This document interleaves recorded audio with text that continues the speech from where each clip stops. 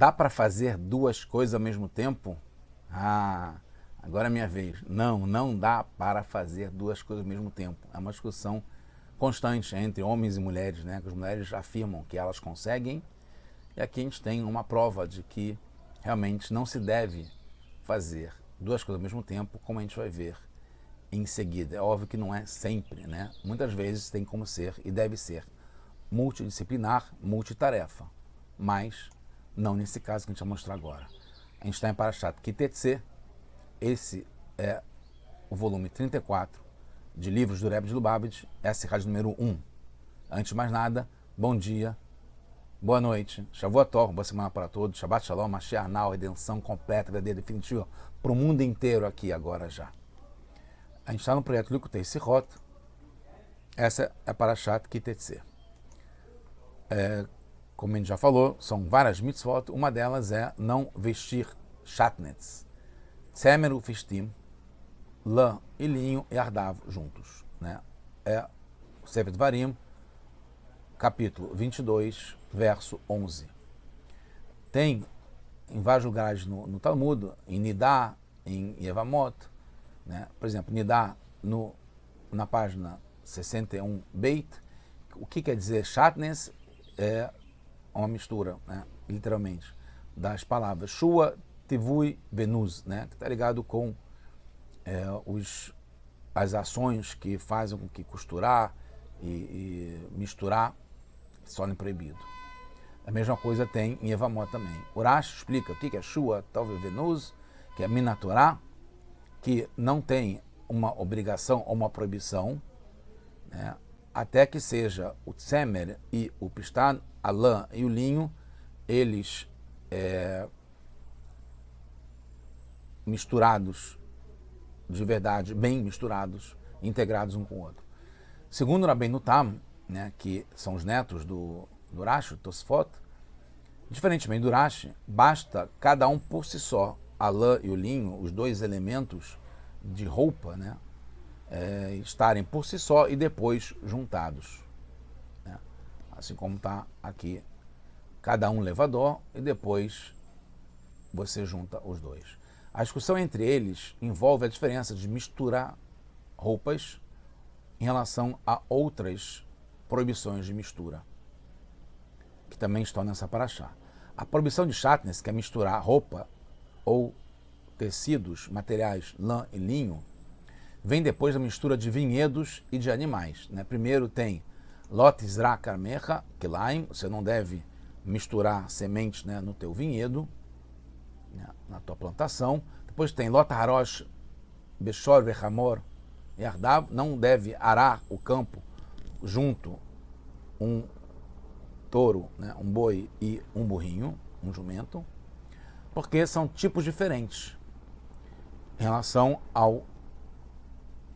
às sementes, né? Você tem a semente do trigo, da cevada, semente de uva, por exemplo, como o Rashi explica, que se misturam, formando depois uma nova existência, né, do que cresce a partir deles. Então, misturando duas sementes, depois vai criar um outro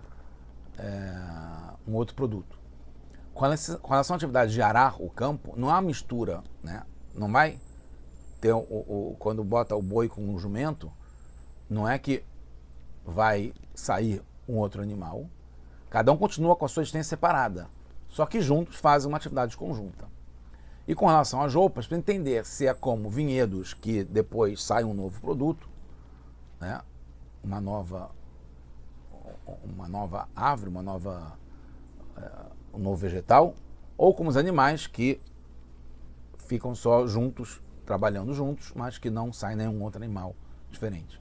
Podemos dizer que Rashi considera como vinhedos, né, que eles depois se transformam num outro produto, e Rabbeinu Tam como animais que mesmo juntos já, mesmo sem a mistura, já são, sem se criar um novo produto, já são proibidos. Sobre vinhedo, é o verso 9, sobre animais, como a gente mostrou, é o 10, e o shatnez é o 11. Podemos dizer que o Rabbeinu Tam se baseia na proximidade dos versos. Então, shatnez, né, a mistura de roupas, de tecidos, está no 11, mais próximo dos animais, que é o 10, então tem mais a ver com a proibição ligada a misturar dois animais, mesmo sem eles se misturarem de verdade, sem integrarem, virarem um novo animal, né, uma nova criação, já são proibidos. Podemos explicar que Urashi, como é que ficaria, já que a proximidade não tem como mudar em relação a animais, mas Urashi pode entender que a proibição de animais também está ligado com a proibição de sementes, né, no vinhedo, e a proibição de roupas, né, que é depois, que está ligado com a proibição de cruzar espécies, né, porque geralmente, né, tá no Ramban, em outros lugares, que os donos levam os animais diferentes para o mesmo estábulo, então acaba acontecendo a mistura íntima também, com uma nova criação, que nasce um animal depois que eles coabitam, literalmente, os animais depois que plantaram ou foram arar juntos no campo. Isso também tem a ver com o shatnez, né? A gente tem no Mishneh Torah do Rambam as alachot Kilaim, tem as alachot sobre essas misturas, né? E o Rambam é como se fosse um intermediário entre Urashi e o Rabbeinu Tam, né? Como Urashi, ele considera que o shatnez já é a própria mistura e não são coisas separadas que se juntam, mas não é como Urashi, que baixa qualquer tipo de conexão entre eles, né? Ele, nesse caso, é mais perto do Rabbeinu Tam. Podemos entender a proibição de arar junto, né, os dois juntos, de dois modos. Um, vai levar à proibição do cruzamento de espécies, como a gente falou. Então, no momento da atividade conjunta, não tem ainda a mistura de verdade. E a segunda possibilidade é que não é pela consequência e já na junção tem a proibição, né? Em princípio, se juntaram sozinhos, nesse caso, né, sem ter a ação de juntar, o filho ser permitido, porque não teve alguma coisa que foi feita que implicou no nascimento da mistura. Segundo o Rambam Maimonides, então, a Torá proibiu a mistura ao arar o campo, por causa da atividade conjunta. Por outro lado, não é que a Torá proibiu pelo próprio ato, mas sim com relação a consequências de ter o cruzamento de espécies, que é o principal da proibição de nascer uma criatura diferente do que foi planejado, né? Foi criado por Hashem. Então, para mistura de roupas, teremos também as duas opções. Não é só a combinação, como na Rabbeinu Tam, né, que vale com os animais, pois precisa a união de fato das duas espécies. Por outro lado, não precisa ser de um modo que cria um produto único desde o começo. Podem só conviver, mesmo que a geração do produto híbrido seja uma consequência depois. Assim fica a alahá no Rambam, que fala que se alguém costurar tecido de lã com linho, mesmo que os costure com seda, né, ou que costure uma peça de linho com fio de lã, né, que amarre fios de lã com fios de linho, ou os trance, né, mesmo sem misturar de verdade, só trançar, ou mesmo se colocar lã e linho juntos em um saco, né, ou num cesto e os enrolar, eles são considerados, segundo o Rambam, tecidos mistos. Mesmo que alguém amarre uma trança de lã a uma trança de linho, e mesmo que tinha uma tira de couro entre elas, são considerados tecidos mistos, né? Essa lei também se aplica se alguém dobrar tecido de lã e linho e amarrá-los juntos. A justificativa é que o texto original afirma lã e linho juntos, e ardav, como estão combinados, independentemente de como eles são proibidos.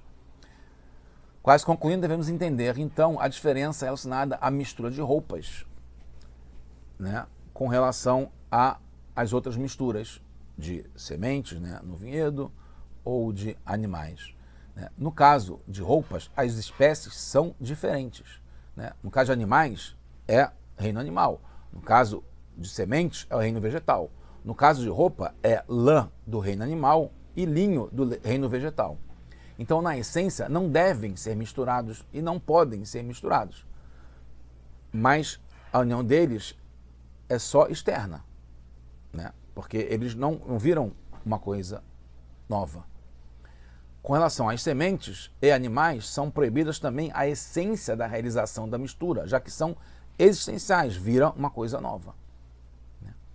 Por isso, na roupa, é proibido apenas vesti-las, né? O que é feito com essa mistura de lã e linho, dos dois reinos diferentes, que são essencialmente diferentes. Entendemos porque o Rabbeinu Tam proíbe até quando só se misturam, pois não precisa. Ou não acontece a mistura na essência, de qualquer modo, né? Não vai virar um tecido sintético com a mistura dos dois, né? Não vai criar um produto consequente. Segundo Urashi, quando começa a juntar, já tem a proibição, pois se assemelha às outras misturas de sementes e animais, né? Quando mistura sementes no campo, não criou já uma nova semente híbrida, né? Só depois é que vai ter. Os animais, quando trabalham juntos, também não estão. Só quando depois eles vão juntos para o mesmo estábulo, curral, ou o que for, que eles vão acabar tendo cruzamento de espécies. Então, serve para distanciar da proibição. Mas na prática não tem a mistura. Então ficou proibido só vestir. A gente tem que trazer isso, né, Torá, um ensinamento que a gente traz isso para o nosso dia a dia no geral. A gente entende então que cada reino está ligado a uma parte nossa, né? Então o reino vegetal está ligado com as midot, com as emoções, qualidades emocionais que crescem, por exemplo, né? E o intelecto está ligado com o animal. O animal tem essa capacidade intelectual, ele consegue entender o animal. E o vegetal tem sentimentos. Então, uma qualidade, pelo contrário, deve se integrar uma com a outra, né? A gente deve usar o sechel, o intelecto, para poder agir sobre as emoções. E, ao mesmo tempo, tem que também ter as emoções que fazem com que o intelecto não sejam tão frios. Então, por isso, não foi proibido a gente ter uma integração entre as qualidades emocionais com as qualidades intelectuais do reino vegetal, né, no caso o linho, e o reino animal, no caso a lã, né, que vem da ovelha, do carneirinho. Por isso não foi proibido. Pelo contrário, né, uma qualidade completa a outra. O intelecto completa a emoção e vice-versa, assim como o feminino com o masculino. O problema é quando uma coisa anula a outra, transfigura a sua essência, transforma, deixa de ser o animal, deixa de ser animal, o vegetal deixa de ser vegetal, né? A lã faz com que o linho não seja o linho faz com que a lã não seja a lã. Então o intelecto deturpa as emoções, e as emoções atrapalham a racionalidade do intelecto. Então, nesse caso, vira um bicho estranho, um bicho novo, que não era aquilo que é o certo pela criação de Hashem. A gente pode entender isso também porque vestir é proibido, né? Embora tenha que ter uma integração, pode ter uma integração do animal com o vegetal, da midot, das emoções com o intelecto, mas a vestir, né? Vestir é uma coisa que é externa, né? E as forças envolventes externas que tem na gente são a nossa vontade e o nosso prazer, né, em fazer alguma coisa, em ser. Nesse caso não deve se misturar, por isso que não se deve fazer duas coisas ao mesmo tempo. Nesse caso, o nível de externo, de prazer e de vontade, a pessoa tem que estar focada, concentrada. Quando a pessoa, no seu geral, está envolvida com um assunto, não deve, na prática, se envolver com outro. Mesmo por fora, mesmo superficialmente, né? Não deve se envolver com o segundo assunto. Deve se concentrar naquilo que é o principal e colocar o seu prazer, a sua vontade, que são as forças envolventes da pessoa, dentro desse assunto, né? Ou o intelectual ou o emocional. Que a gente possa trazer já, ter um foco concentrado, todo o nosso prazer e vontade em trazer Mashiach, não, agora já.